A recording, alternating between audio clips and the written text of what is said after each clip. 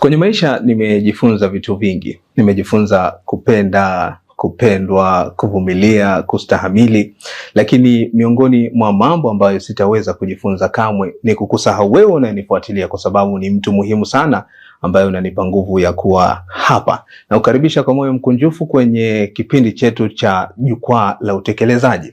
Hapa tuna kauli mbiu inayosema ahadi, vitendo na matokeo. Bila shaka tutaangaza yale ambayo taasisi mbalimbali kupitia wakuu wa taasisi hizo wanayoyatekeleza ndani yake, na waliahidi nini, lakini vitendo vinaonekana kupitia hayo walioyatekeleza. Ungana nami kwa takriban dakika 30. Jina langu ni Ali Kinasa. Karibu. Na leo nimebahatika kuwepo na mkurugenzi hapa mtendaji kutoka viwanda vya idara maalum za SMZ. Jina lake ni Ramadhan Khamis Ibrahim, SSP. Bila shaka tutafahamu mengi kulingana na yale ambayo tutayahoji hapa. Karibu sana mkurugenzi mtendaji. Nimefurahi kuwa nawe hapa katika studio zako, ni nzuri kweli kweli. Si vibaya tukafahamu kidogo kwenye utekelezaji wa viwanda vya idara maalum SMZ kwa sasa upo kwenye kiwango gani? Asante ndugu mtangazaji. Kama alivyotangulia kujitambulisha au kunitambulisha, mimi kwa jina naitwa Ramadhan Khamis Ibrahim, ni mkurugenzi mtendaji wa viwanda vya idara maalum za SMZ. Kifupi tu kwamba ningeweza kuelezea kuhusiana na viwanda jinsi gani tulivyotoka na tulivyofika hapa kiutekelezaji. Sisi kwanza tunamshukuru Mwenyezi Mungu kwa kutujalia kufika hapa, lakini pia tunamshukuru Mheshimiwa Rais na serikali kwa ujumla kwa kupambana, kwa sababu sisi tulitaka kuwa na viwanda special kwa ajili ya idara maalum za SMZ. Ndiyo. Na purposely viwanda hivi si tu kwa serikali, si tu kwa labda ya idara maalum zenyewe, lakini pia kwa wananchi kwa ujumla. Kuna progress kubwa imefika katika viwanda vyetu. Kwanza kwenye upande wa uzalishaji. Tunaweza kujitanua kwenye uzalishaji. Nakumbuka nakumbuka tumetoka kule Amani, hatukuwa na kiwanda, in fact tulikuwa tuna sehemu tu ya uzalishaji. Na kule ndio tunazungumzia ile Zanzibar Quality Tailoring Limited. Tumekodishwa, sema basi tuanze. Ilikuwa ni miaka gani hiyo? Ilikuwa 2005 mpaka 2020. Sawa sawa. Takriban miaka 10 na tumeweza kusurvive kule. Mazingira hayakuwa rafiki, ingawa teknolojia, vitendea kazi vilikuwa sio vya kutosha.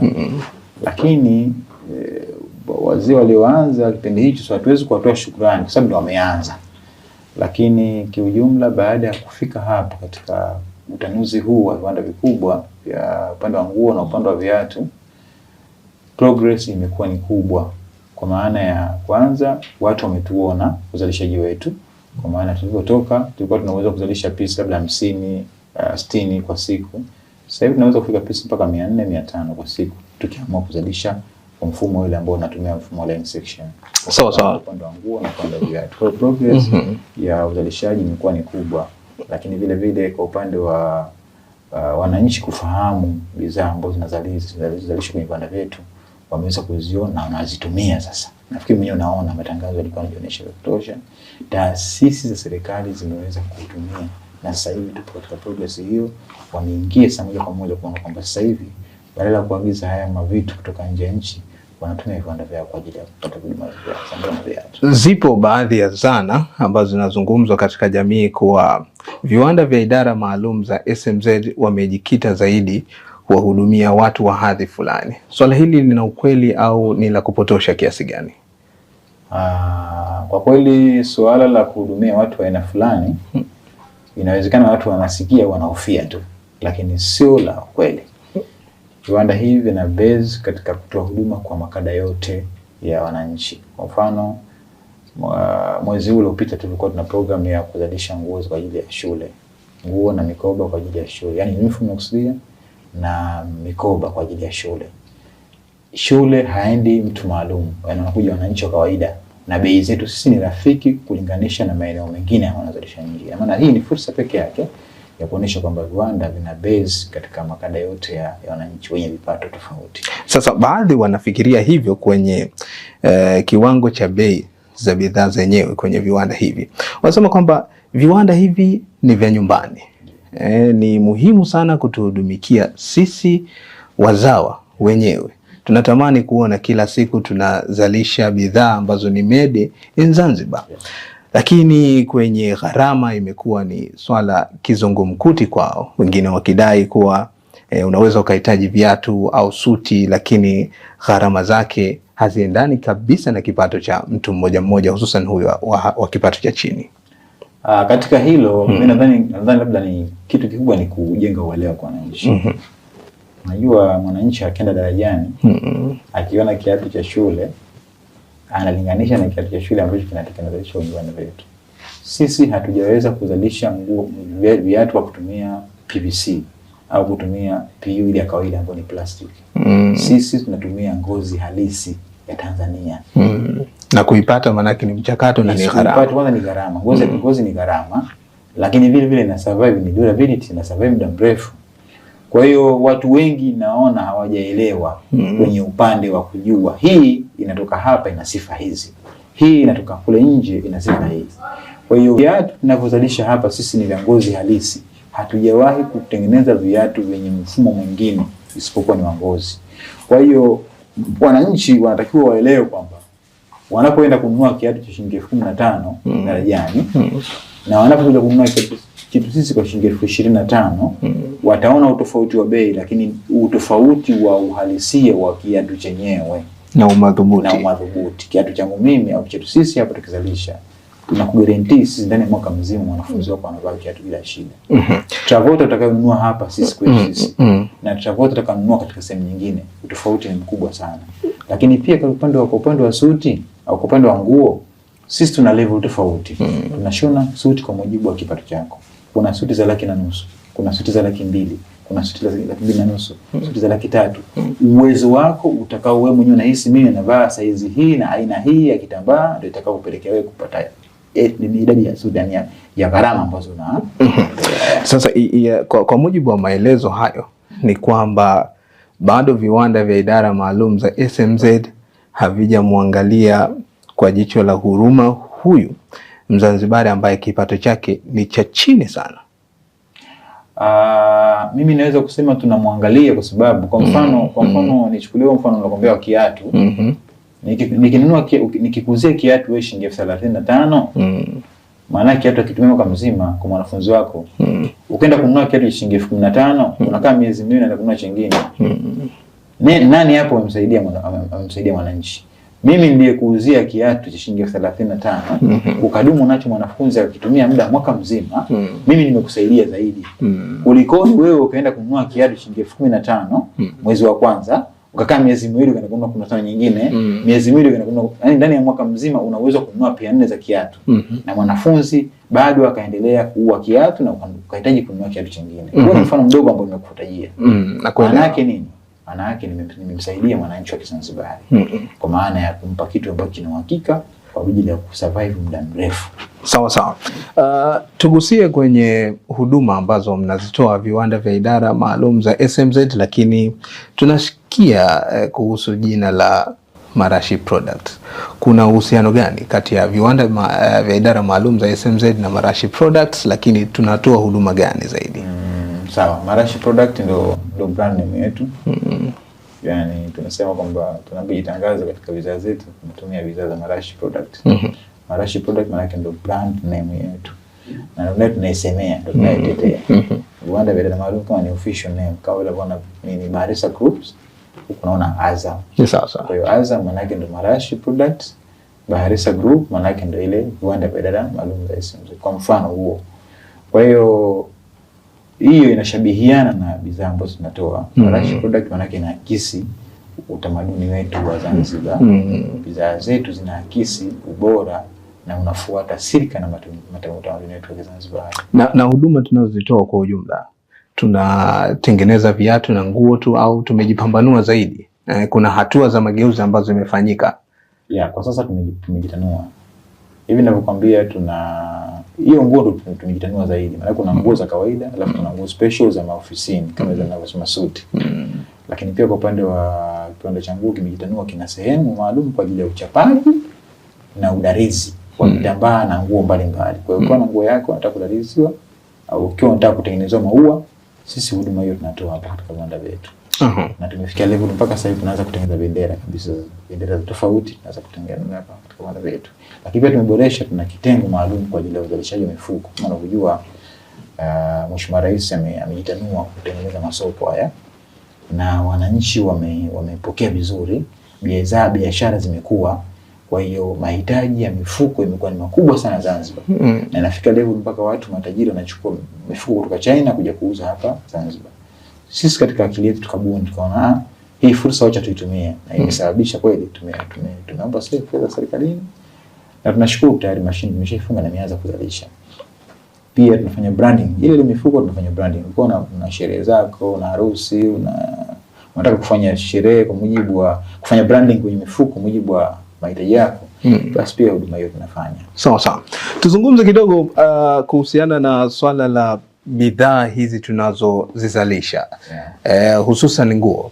Tunafahamu miongoni mwa malengo ya kuanzishwa viwanda hivi ni katika kuhakikisha pia hata sare za wapiganaji wetu zinazalishwa hapa. Je, tangu kukaa katika nafasi hii kuhudumu kama mkurugenzi mtendaji kwenye viwanda vya idara maalum SMZ, swala hili tumelifikia? Kwa maana sare za wapiganaji wetu kupitia vikosi mbalimbali takriban 5 tulivyo navyo, tunatumia sare zinazozalishwa hapa au tumekwama baadhi ya sehemu? Katika hili naweza kusema kwamba wameanza kutumia bidhaa ambazo wanazalishwa hapa katika viwanda vyetu. Na hivi ninavyokuambia tumeshatoa uniform kwa ajili ya KMKM, JKU, Fire, KVZ, mafunzo. Kwa hiyo tumeshaanza hatua ya mwanzo ya kupatia hizo uniform, kwa sababu mwanzo ilikuwa changamoto kubwa ni miundombinu ya upatikanaji wa vitambaa, zile malighafi, ule muda kuchelewa kufika malighafi katika site. Lakini tunashukuru tumeanza hatua mwanzo, tumepokea vitambaa, tumeanza kuzalisha na watu wameanza kutumia bidhaa zetu. Kwenye mchakato wa gharama za uzalishaji ipoje? Ukilinganisha wakati tulipokuwa tunatafuta malighafi nje ya hapa na sasa hivi gharama zimepungua. Gharama zimepungua kwa kiasi kikubwa ukilinganisha na ukinunua sare moja kwa moja nje ya nchi. Ingawa changamoto inakuja kule tu kwenye upande wa hii katika tena inasaidia. Mafanikio ni kwamba unaposhona hapa kwako kuna yale maumbo tofauti, size tofauti za nguo. Sisi tuna cover ile tatizo. Kama watu ambao wana miili mikubwa, ambao hata ukiagiza China, ukiagiza India, huwezi kupata zile size. Kuja hapa kwetu sisi tunakushonea kwa mujibu wa size zako. Kuna special size na kuja hapa kwa vijanaji wetu tunasafu. Lakini kuna ile operation ya kufanya kushona kwa mahitaji maalum, ile emergencies. Kwa mfano inakuja taasisi inasema nataka uniform pair 50 au pair 100 za ghafla. Sisi tunaweza kusafu, lakini ukiagiza nje nchi huwezi kupata nguo za 50 kwa wakati muda mdogo. Kwa hiyo ile maana yake tunaweza kusema viwanda vyetu vimehesabu serikali kwa upande mmoja kwa zile emergency zinazotokezea kwenye upande wa product na huduma zetu katika mboga. Lakini pia sometimes panatokezea makongamano ya serikali au matoleo ya serikali yatakuwa yale haraka. Au leo kesho labda Mheshimiwa Rais anakwenda kufanya kitu fulani sehemu, imetoka agizo la haraka. Sisi tunafanya kazi muda wote, usiku na mchana. Ni kutuma vijana timu wanakaa pamoja, tuna solve yako mambo serikali inaweza ikafanya nje ya taasisi kama zetu, lakini kuna mambo serikali haiwezi kufanya nje ya taasisi. Kwa mfano watu binafsi na matoleo lazima yapitie kwenye maeneo maalum. Sisi basi serikali tunahesabu na maisha yanaendelea. Mzigo wa kugharamikia uzalishaji wa nguo zenyewe na hatimaye nguo kupatikana kwa wapiganaji wetu unabebwa na nani hasa? Na wapiganaji wenyewe, kwa maana kuna makato kwa ajili ya hizi uniform, au serikali au vikosi vyenyewe ndio vinabeba gharama hizo? Kitaratibu inavyotakiwa, masuala ya uniform zote, outfit yote ya askari inabebwa na serikali. Ndio utaratibu ulivyo. Ingawa sometimes inatokezea kikosi chenyewe kinapata hizo OC labda. Kwa hiyo sometimes wanatumia mafungu yao. Yaani pesa serikali inapitia kwenye mafungu ya taasisi au vikosi ndio vinanunua zile items. Na yule ambaye amepata dharura, mfano fomu yake imechanika au imeingia doa ambalo ni ngumu kutoka, anahitaji fomu nyingine kwa haraka tofauti na mpango uliopo wa kupewa fomu kwa awamu, inakuwaje? Kwa wenzetu Tanzania bara kuna utaratibu umewekwa, kuna kibali maalum kimetoka kwa serikali kuu kwa ajili ya viwanda kuwauzia uniform wapiganaji wanapohitaji nguo ya ziada. Hiyo ipo katika upande wa serikali ya Tanzania bara. Kwa sisi bado tujaanza mchakato.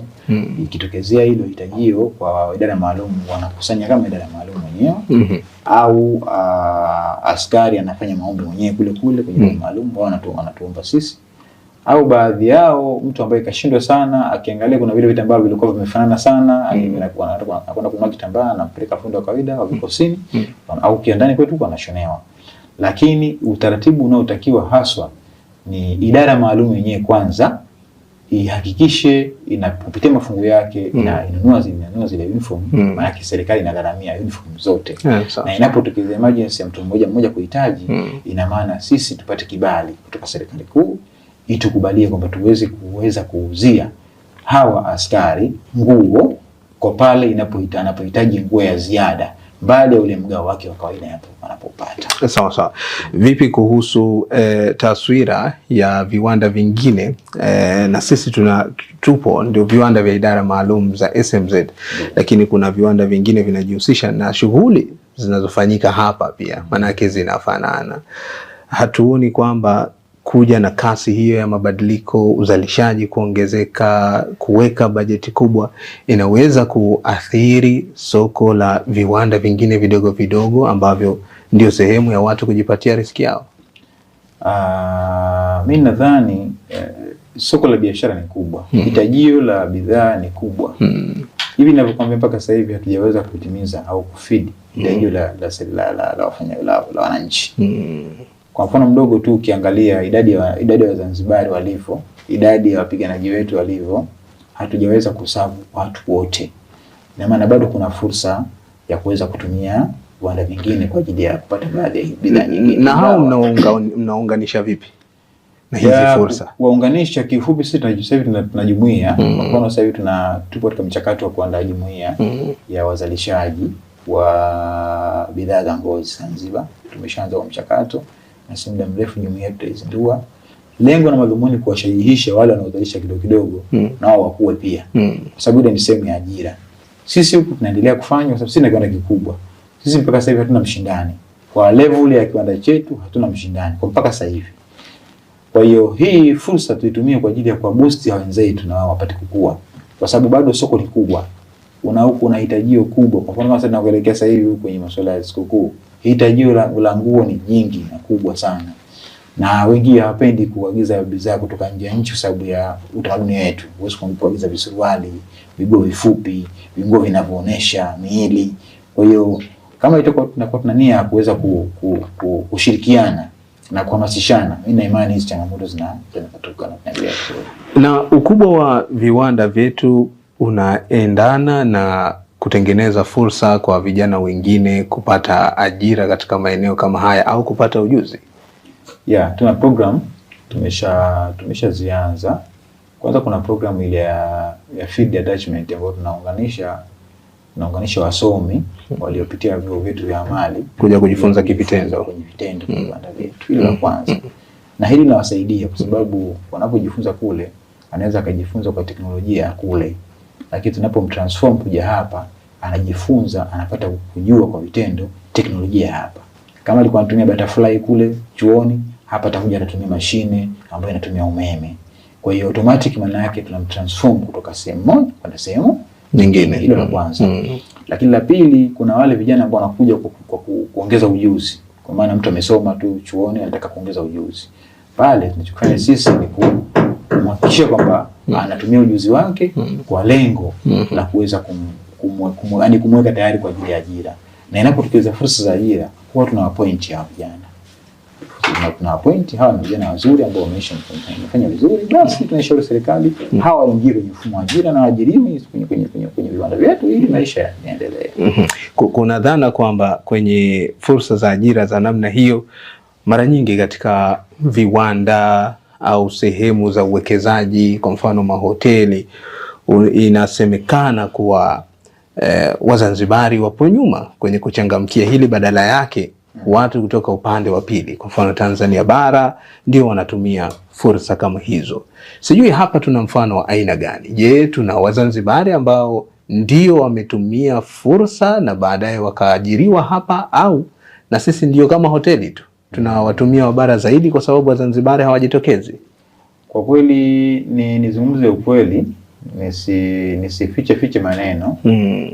Kuna vijana wetu wengi ambao Wazanzibari tunao kwenye viwanda vyetu, lakini hawapendi kujiongeza. Hilo ni kweli.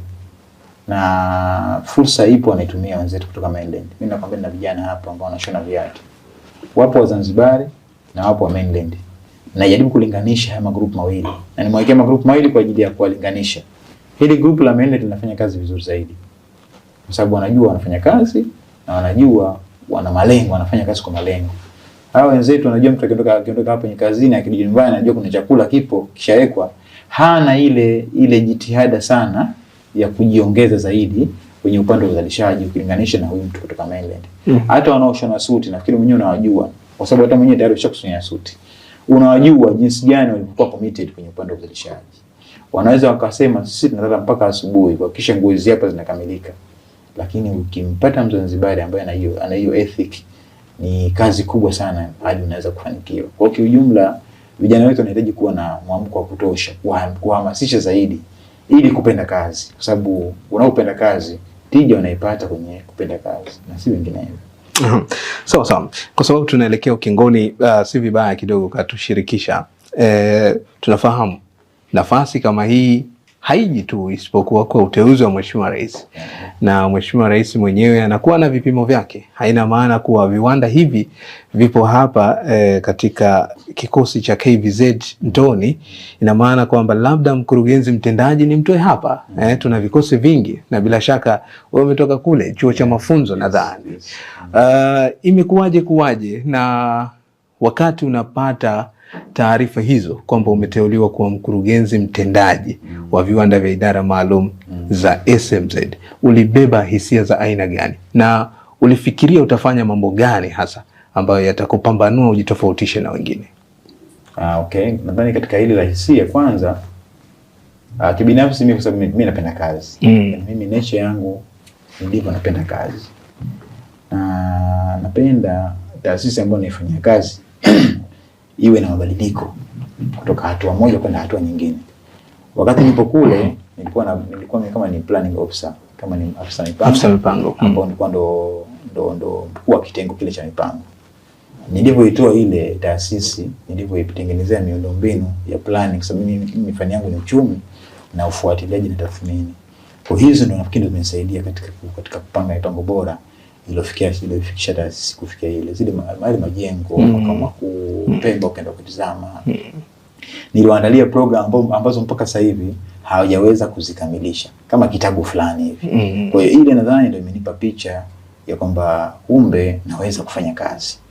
Lakini la pili, matarajio yangu katika upande wa kuitumikia hii nafasi, nilikuwa najua kwamba kwa kuwa kule nimeweza, na nilikuwa na imani kubwa kwa napo naweza kufanya kazi vizuri. Na kwa kweli tokea nilipoanza kazi na imani, Mheshimiwa Rais anaridhika na ninachokifanya, na mpaka dakika hii bado nipo katika majukumu yangu. Kiujumla napambana kwa maana ya kufikisha viwanda hivi tutoke sasa katika sehemu ya uzalishaji mdogo tuende kwenye uzalishaji mkubwa, na tuziibue fursa na tulazimisha hizi fursa zije katika maeneo yetu ya uzalishaji. Na lengo hasa ni kubwa, kwanza tutimize ndoto za Mheshimiwa Rais. Nadhani katika hotuba zake zote alipozindua Baraza la Wawakilishi amezungumza, ilani ya CCM imezungumza, lakini pia katika maagizo yake na ahadi zake Mheshimiwa Rais anazozitoa, anasema swala la ajira zile lazima tutimize. Na katika viwanda hivi ndio sehemu moja kupata zile ajira. Lakini vile vile anahakikisha kwamba viwanda vyetu sasa vitoke katika upande, yani mambo ya kutegemea kila kitu kutoka nje ya nchi, mambo ile imeshapitwa na wakati sasa hivi. Sasa hivi tiles tunanunua hapa Tanzania, au sio? Ndio sasa. Mipira ya gari tunanunua hapa Tanzania. Why viwanda nguo tukanunua nje ya nchi na wakati uwezekano upo? Kwa hiyo mimi focus yangu ni ile focus ya Mheshimiwa Rais, kwamba tufike pahala sasa tuhakikishe hizi taasisi zetu tunaweza kuzipatia huduma, hasa hizi nguo za maafisa na wapiganaji, ili ile fedha ambayo tulikuwa tukitumia kusafirisha nje ya nchi, tena tukinunua nguo kwa dola, itoke mfuko huu iingie mfuko huu. ili viwanda vyetu vikue. Na nina imani pesa yetu tukiithamini, tukizungusha kwenye uzalishaji wetu wa ndani, mimi na imani viwanda hivi muda mfupi sana vitapiga hatua. Mheshimiwa Rais aliahidi ajira 3.5 kwenye kampeni zake za mwaka 2025 kwa maana katika kipindi chake cha pili, na sasa ameingia madarakani. Tukitizama katika kipindi chake cha kwanza cha awamu ya 8 aliahidi ajira 300,000 na nadhani tulifikia 72% tu, ni sawa na ajira 200,000 kama na 72 na hivi, lakini utaona kwamba bado hatujafikia ile target, na kule tunaelezwa kwamba janga la Uviko lilikwamisha hatua hizo. Vipi kuhusu pande hili ambalo ameliahidi kwa mara nyingine na amezidisha 50,000 kwa maana 350,000 ndani ya miaka 5? Kwa upande wa viwanda vyako vina mchango gani kwenye kutengeneza nafasi za ajira hizo? Na sasa unaweza kutuambia ndani ya siku hizi 100 tumezalisha ajira zozote? Kwa ajira za moja kwa moja tumewapatia vijana ambao wanafanya kazi kwa ajili ya kupata kipato chao cha kawaida. Sisi kama viwanda hatuna uwezo, hatujapata mandate ya kuajiri moja kwa moja, lakini tuna vijana wetu ambao tunawachukua kwa ajili ya kufanya kazi za daily paid, ambao hao tayari tunao sisi na vijana kama 30 wapo wanafanya kazi katika mfumo wa daily paid. Lakini vile vile kama unavyojua kwamba taasisi zetu hizi kuna kipindi mtu kaenda kozi, unakuta wafanya kazi pengine group la watu pengine 20 lote limeenda kufanya mafunzo ya kijeshi. Kwa hiyo ukiona kipindi kile na lazima upate vijana kwa ajili ya kukava ile nafasi.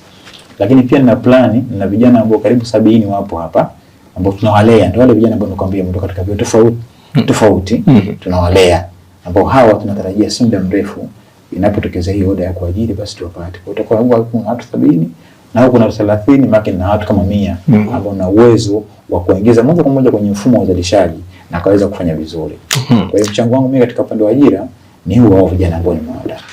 Sawa. Mwisho tuambie tunapataje nafasi ili kupata ujuzi kupitia viwanda hivi, ikiwemo masuala ya ushonaji wa nguo au utengenezaji wa viatu, kwa sababu wapo vijana ambao wanatazama hivi sasa na wanatamani kupata fursa aina hiyo. Ya fursa zipo. Tunachukua vijana kwa ajili ya kuwaongezea ujuzi, na si kwa maana ya kuwalipa, lakini at least wanakuja kuongeza ujuzi. Wanakuja kufanya maombi kwa mkurugenzi mtendaji, wanaandika barua, tunaangalia, tunawapima, tunaangalia level zao na tunawadampu katika maeneo tofauti ambayo uzalishaji. Unajua viwanda vina maeneo mengi.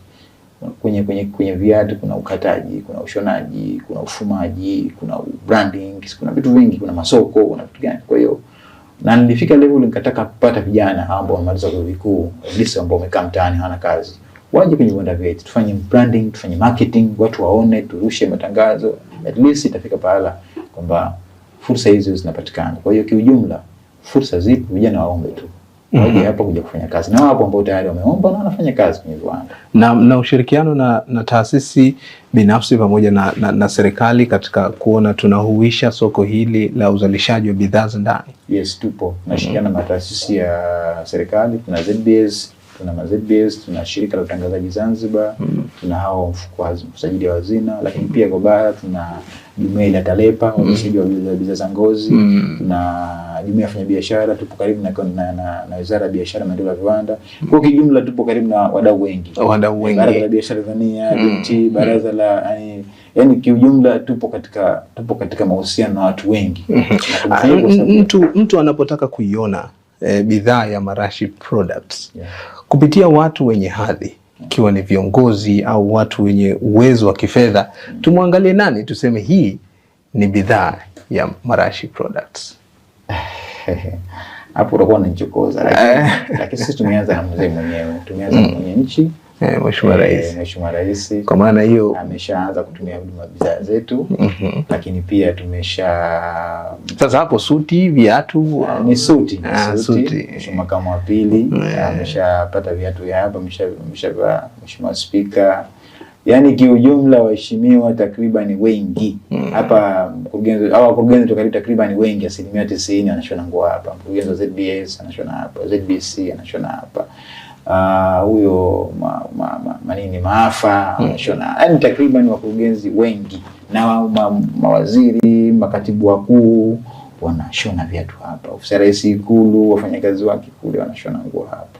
Kwa hiyo kiujumla sasa hivi viwanda vyetu vimefika level kubwa ya kujulikana, lakini pia kuthaminiwa na viongozi wa serikali. Mimi nikushukuru sana SSP Ramadhan Khamis Ibrahim kwa kutueleza hayo. Bila shaka umetendea haki nafasi yako ya mkurugenzi mtendaji viwanda vya idara maalum za SMZ. Karibu sana. Nikushukuru. Asante sana. Asante. Na ndivyo hivyo tunakamilisha katika kipindi chetu hiki cha Jukwaa la Utekelezaji. Bila shaka umesikia yale ambayo yameelezwa hapa, mipango, lakini vitendo pamoja na matokeo bila shaka yanashuhudiwa katika hatua hiyo. Lakini vipi kwenye jamii yako? Unanufaika vipi na bidhaa hizi zinazozalishwa hapa Zanzibar za viwanda vya idara maalum SMZ? Jawabu unalo wewe. Nikutakia kila la kheri. Mimi ni Ali Kinasa na asante.